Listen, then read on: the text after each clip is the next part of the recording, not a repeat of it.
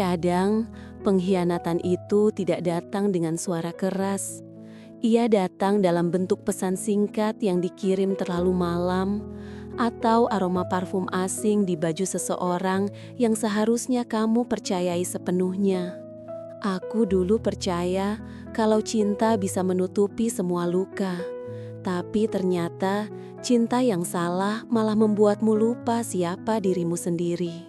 Sebelum aku lanjut cerita ini, buat kamu yang pernah disakiti tapi masih memilih kuat, aku ingin bilang kamu tidak sendirian.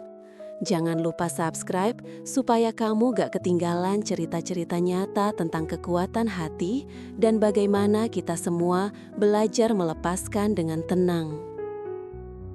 Malam itu, dia bilang harus dinas keluar kota. Katanya ada rapat penting yang tidak bisa ditinggalkan. Aku percaya, karena selama ini aku memang selalu percaya. Tapi entah kenapa, malam itu ada sesuatu yang terasa berbeda. Nada suaranya datar, matanya tak lagi menatap lama seperti biasanya. Dan ketika dia pergi, entah kenapa hatiku terasa dingin. Aku mencoba mengalihkan pikiran, membuat teh, menyalakan TV, menulis catatan harian, tapi perasaan itu tidak hilang. Ada sesuatu yang salah, aku tahu. Lalu aku melihat satu hal kecil. Kemeja yang dia pakai bukan kemeja kantor biasa. Wanginya pun bukan parfum yang biasa dia gunakan. Dan di situ semuanya mulai terasa tidak wajar. Selama 2 hari aku tidak mendengar kabar. Pesanku dibalas singkat. Teleponku dijawab dengan nada terburu-buru. Katanya dia sedang sibuk di rapat. Tapi di latar suara itu aku mendengar sesuatu yang aneh. Tawa perempuan, lembut tapi jelas. Aku berhenti bicara, hanya diam sambil mendengarkan. Dan dalam diam itu ada sesuatu yang hancur di dalam diriku. Tapi aku masih menahan diri. Aku berpikir mungkin aku salah dengar, mungkin hanya rekan kerja. Aku mencoba waras, padahal hatiku sudah berantakan. Sampai akhirnya dia kirim foto rapat di hotel dengan rekan kerja. Tapi di sudut pantulan cermin, aku melihat sesuatu yang membuat darahku berhenti mengalir. Bayangan seseorang, perempuan itu bukan rekan kerja. Setelah 3 hari, dia akhirnya pulang. Aku menunggunya di ruang tamu sambil menatap jam yang berdetak begitu lambat. Begitu pintu terbuka, aku tersenyum seperti biasanya. Dan dia pun membalas, tapi bukan senyum yang sama. Ada jarak di matanya. Ada kebohongan yang berusaha dia sembunyikan di balik lelahnya. Dia memelukku cepat sekali, lalu langsung menuju kamar mandi. Begitu dia masuk, aku melihat koper yang dia bawa masih terbuka sedikit. Entah kenapa, aku seperti ditarik untuk melihat isinya. Dan di sana, di antara tumpukan baju kerjanya, aku menemukan sesuatu yang seharusnya tidak ada. Sepasang anting, bukan milikku, bukan juga milik keluargaku.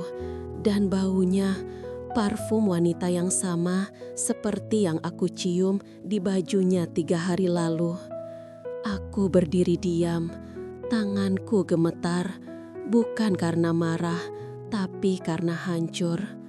Aku ingin menjerit, tapi suaraku tertahan di tenggorokan. Saat dia keluar dari kamar mandi, aku hanya berkata pelan, "Ada yang mau kamu jelaskan?"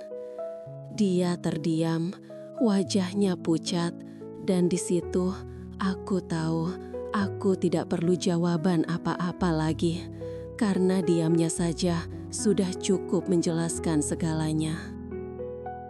Malam itu kami tidak bicara banyak. Dia mencoba menjelaskan, tapi suaranya hanya terdengar seperti gema yang hampa. Aku sudah tidak ingin mendengar alasan, karena tidak ada alasan yang bisa memperbaiki kepercayaan yang sudah hancur. Saat dia tidur, aku duduk di tepi ranjang, menatap wajahnya. Wajah yang dulu selalu membuatku tenang, kini hanya menyisakan luka yang tak bisa sembuh. Aku sadar, aku sudah terlalu lama bertahan atas nama cinta, padahal yang tersisa hanya kesepian. Keesokan paginya, aku menulis surat pendek, bukan tentang kemarahan, tapi tentang terima kasih, karena sudah mengajarkan aku arti kehilangan. Aku tinggalkan rumah itu dengan langkah tenang, tanpa air mata, tanpa teriakan, hanya napas panjang dan doa. Semoga suatu hari nanti dia sadar bahwa yang dia khianati bukan hanya cinta, tapi juga hati yang tulus. Dan aku akan mulai lagi dari awal, bukan untuk melupakan, tapi untuk belajar memaafkan tanpa harus bertahan. Hidup kadang mengajarkan kita lewat cara yang paling menyakitkan, bahwa tidak semua yang kita perjuangkan layak untuk dipertahankan. Bagi kamu yang sedang belajar melepaskan, ingat, bukan kamu yang gagal mencintai, tapi dia yang gagal menghargai. Subscribe kalau kamu ingin mendengar lebih banyak kisah nyata tentang hati, tentang luka yang berubah jadi kekuatan, dan tentang cinta yang akhirnya menemukan jalannya sendiri.